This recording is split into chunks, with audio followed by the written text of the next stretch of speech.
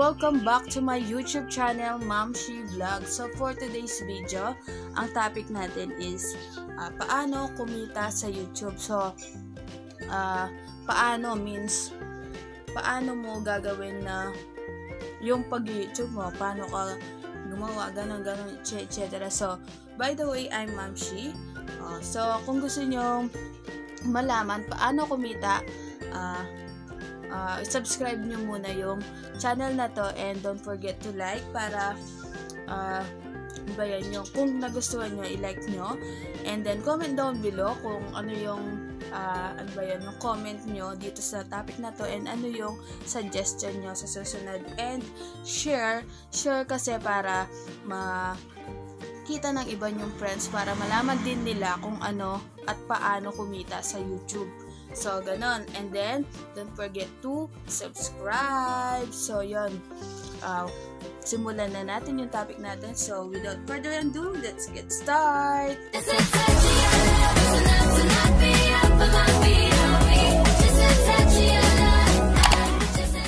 So, yun nga is paano kumita sa YouTube. So, yun yung topic natin for today. So, first is, syempre dapat may Google account ka. Natural, paano ka makakapunta sa YouTube kung wala kang account na Google? So, yun, pupunta tayo sa Google, ganyan. So, i-ano ko na lang dito sa screen kung paano gumawa. So, gagawa tayo ng ganon. So, papakita ko na lang mamaya dyan sa screen. Gagawa muna tayo ng Google account. So, yan. So, kunwari, nagawa na tayo ng Google account. So, meron na tayo. May YouTube naman siguro kayo kasi iba nga, topic natin is paano kumita sa YouTube. So, meron kayong YouTube. So, meron na kayong account and then pupunta tayo sa YouTube. And then, sa YouTube, meron doon yung create a channel. So, i-ano natin yun. Papakita ko rin dito kung paano at kung saan siya makikita yung tinatawag na create a channel. So, yun yung pangalawa. Mag-create muna tayo ng channel natin sa YouTube. And then, after nun, syempre, dapat may videos tayo. Alangan naman, gusto nyong kumita, tapos wala naman pala kayong ina-upload. So, syempre, dapat may content din tayo. So, pangatlo is content. So, meron na tayong content. And then, videos. So, syempre, i-video mo yun yung content mo, and then, i-upload mo. So, yon, makikita ng mga subscriber mo or viewers mo yung content na in-upload mo. So, nandun na tayo sa nag-upload na tayo. So, pang-apat na yon, yung nag-video. So, yan. Una is, dapat may Google account. Pangalawa is, mag-create ka ng channel mo. Kasi hindi naman porke meron ka ng Google account is automatic na may YouTube ka na. So, syempre, i-click mo muna yung create a channel. So, yan. Pangalawa, and then, content. So, syempre, dapat meron tayong yung topic. Kunwari, topic natin about makeup, about challenges, about prank, so ganon. Kahit ano naman pwede, basta suitable siya sa YouTube. Yung ganon, yung hindi siya malaswang tignan. So, may mga ganon kasi yung naaano sila. Tsaka meron din mga bawal sa YouTube. So, mamaya sasabihin ko sa inyo kung ano yun. And then, pang-apat natin is videos. So, siyempre, dapat may videos tayo. I-upload natin. So, dun natin makikita kung ilan yung mga viewers natin or subscriber natin sa ating channel. So, yun nga. So, sa YouTube, kailangan natin yung pasensya. Kasi, yung mabigat, yung kailangan, yung YouTube na to is hard work sa atin kasi kung wala kang kasi kapag nag-uumpisa ka pa lang kasi so yan, kapag nag-uumpisa ka mahirap kasi syempre konti pa lang yung subscriber mo. So isipin mo dito, kapag nandito ka na sa content mo, huwag mo munang iisipin na magsusweldo ka.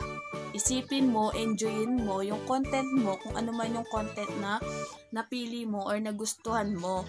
So, yon, i-enjoy mo lang hanggang sa dumami yung subscriber mo. And then, yon, pasensya kasi maano talaga sa una yung matagal, mahirap, ganun. Kasi talagang mabagal yung kusad ng subscriber kapag nag-uumpisa. Pero kapag so ito, punta na tayo dito. Meron ano ba yun? Policy ba yun? Tinatawag doon? Basta meron binibit sa YouTube. So, yun yung panglima natin. Yung 1K subscribers and 4,000 watch hour or 240,000 watch minutes. Tama ba? Minutes watch. So, yun. Kapag nabit mo na yun, yung 1,000 subscribers and 4,000 watch hour, mamomonetize ka na ng YouTube. Mamomonetize ka na. Kasi nabit mo na yun. Yun yung dalawa nilang, rules nila. Dati kasi is 10,000 views lang eh. So, mamomonetize ka na. So, ngayon medyo mahirap. So, yun. Saan na ba tayo? Dun sa 5 na, number 5 na 1K subscribers. So, yung subscribers, yun yung mga viewers mo. Yun yung mga fans mo na, basta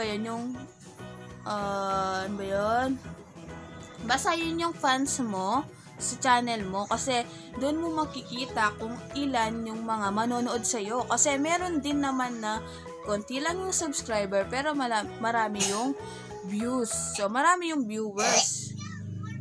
So, ibig sabihin, iba yung fans sa viewers. Kasi yung viewers is nanonood lang sila. Yung fans, sinasubscribe ka, tapos nagbi-views pa sila. So, ganon. Doon ka, inom ka doon. Kay nanang. Bilis. So, yun. So, yung sabi ko, dapat more patient. So, dapat maraming pasensya dito kasi mahirap talaga sa umpisa. Pero kapag nabit mo na yon, sobrang enjoy. Kasi ako, konti pa lang yung subscriber ko. Hindi ko naman pinagmamayabang. Pero una talaga is mahirap. Nahirapan din ako kasi una talaga may isip mo na, ayoko na kasi parang ang tagal. So, ganon. Yung isipin mo kasi yung sweldo mo, ganon. So, suggest ko lang, wag nyong isipin yung sweldo. Isipin nyo is yung sisikat ka, ganon. Makikilala ka ng mga tao, ganon. So, yun. Pang 6 natin, syempre na-monetize na tayo, diba? Dun sa 1K subs and 4,000 watch hour. So, gagawin natin is lalabas si Google AdSense. So, yun nga. Si Google AdSense, siya yung magbibigay sa'yo ng ads or commercial. So, yun yung tawag dun sa Google AdSense. Siya yung nagbibigay ng ads. Di ba may nakikita kayo sa YouTube kapag meron siyang, yung skip, ganon. Yun yung mga commercials ng YouTube. So, yun yung mga advertisement ng YouTube. So, yun nanggagaling sa Google AdSense. So, merong advertiser, tapos pupunta sa Google AdSense, and then Google AdSense pupunta sa YouTube. So, yun. Tatlong munang pupuntahin. Ayun ba yun? Dalawa muna bago sa'yo. So, ganon. Una, kay advertiser, meron talagang tao, tapos bibigay kay Google AdSense, and then Google AdSense sa YouTube mo. And then, merong mga sa Google AdSense, meron dito yung, ba yung tawag doon? Carry. So, yan, yun sa Google AdSense, yun yung nagbibigay ng yung parang pin code. So, ako, wala pa ako kasi hindi ko pa yung, meron kasing binibit din dito sa sweldo. Di ba, nagsasweldo na tayo dito sa Google AdSense sa pang 6. So, doon is, ibibit mo muna yung $10 para makapag-request ka ng Google AdSense PIN. So, yun, kapag nabit mo na yung $10, and then meron ka ng PIN. So, hindi pa tayo magsasweldo nun. Kahit na may PIN na tayo. Kasi, meron siyang binibit na threshold. Yung threshold na yon is kailangan mong maka $100 bago mo may withdraw. So, meron tayong dalawang process dito. Pwedeng bank account, pwede din sa Western Union. So, yung mga iba is puro Western Union. Siguro, mas madali kung Western Union na lang. Pero kung gusto niyo talaga ng bank account, lalagay niyo na lang yung bank account niyo, ganon. So, yun. Ano ko lang to, napanood ko lang din yon yung sinasabi nila kasi hindi ko pa talaga na-experience. So, yung mga una, yon ililink ko dito. Ay, yan naman, ilalagay ko dyan sa screen. And then, pang 7 is, hindi naman tayo nagsusweldo dahil sa likes, comment, and share. So, kaya sinasabi ko to, yung like, comment, and share, kasi, di naman tayo dun nagsusweldo. So, kaya ako pinapalike kung nagustuhan nyo lang. So, makikita ko dun kung sino yung sumang-ayon sa akin. Pangalawa, comment. Comment para mag-suggest lang kayo ng ibang idea or ibang content na ganon. So, share para ma-share nyo sa ibang friends nyo, and then makita nila yung videos na to. So, ganon. Para mapanood din nila. So, yun kasi yung hinahanap natin, yung mga views. And then, hindi rin tayo nagsusweldo sa subscriber o sa dami ng subscriber. So, sa subscriber, hindi naman tayo sumisweldo kahit 1 million pa yung subscriber natin. Importante kasi is yung views and then yung ads.